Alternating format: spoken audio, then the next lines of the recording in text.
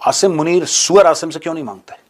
उससे बोलो ना यार, उससे बोलो कि आप कह रहे हो कि भैया 3-3 जेट भारत के गिरा दिए, कोई 5 कोई 7, एयरवाई न्यूज कहता है कि 7 गिरा दिए, है ना? शहबाज शरीफ कहता है 80 आए थे, 80 में से चलो तुमने 7 गिराए। प्रूफ मांगो ना, कहां गिराए, कैसे पता? हमसे जो प्रूफ मांग रहे हो अपनी फौज से भी मांग लो प्रूफ, एक बार अपने शहबाज शरीफ से प्रूफ मांग लो, सबूत मांगो कि कहां गिराए, बताओ, दिखाओ, कोई फोटो है उसकी 2021 की बीकानेर बाड़मेर की फोटोग्राफ, कोई पुराना जैगुआर कभी गिर गया या कोई मिराज गिर गया, कोई मिग गिर गया, उसकी पुरानी पुरानी फोटो डाल रहे हैं और खुद पाकिस्तानी फैक्ट चेक करके अपनी फौज को जलील कर रहे हैं, बोल रहे हैं सुअर हैं पाकिस्तानी फौज वाले, ये किसी काम के नहीं है।